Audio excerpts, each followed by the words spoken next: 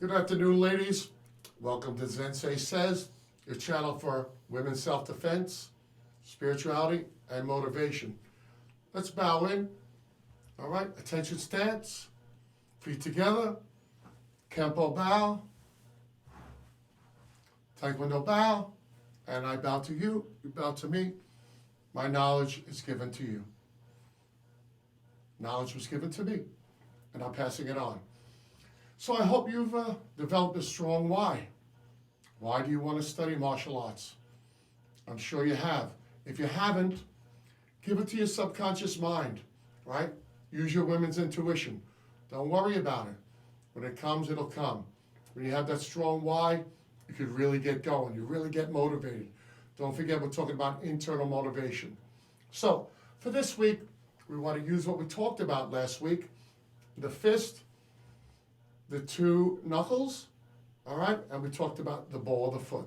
Not a problem. So today, we're going to apply it to the air and also to the heavy bag. If you don't have a heavy bag, maybe look on the internet. Maybe you can pick one up very cheap. They're inexpensive, new also. So I recommend you get one, not a problem, all right? In the meantime, we're going to punch in the air. So traditionally, learning how to punch, we know how to make the fist. We're going to get into what we call a horse stance, all right? So your horse stance is actually called a horse riding stance, all right? So spread your feet wide, just like you're riding a horse. And like you're squatting, do your squats. You're sitting down, back straight, and you keep your left hand out, all right? Now, traditional karate is on the hips. Today in modern karate, we feel that this is a little bit stronger.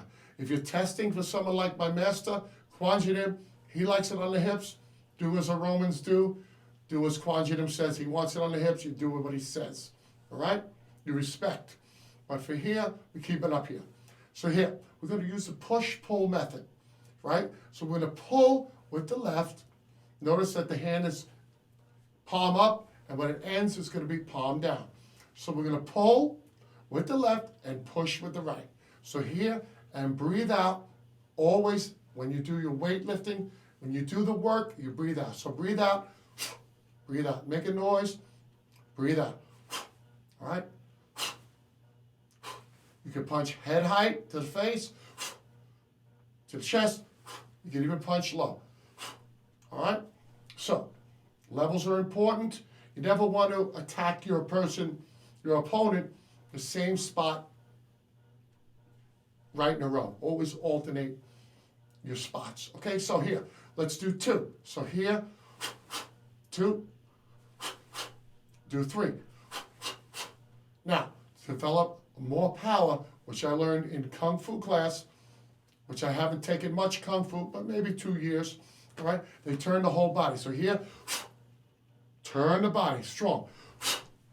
Right, okay. So that's your traditional way of learning how to punch. Next thing we want to talk about is if you do get into an altercation, what we want to do is pretend that we're in an altercation or we're about to, and we are the piece of paper, right? Easy to hit. We turn sideways.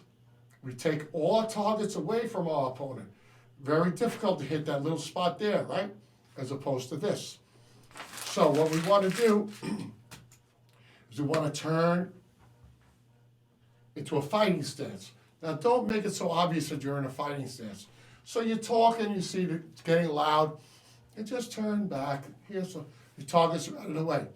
Also, pretend you're Italian. We talk with our hands, right? I'm half Sicilian, half Italian.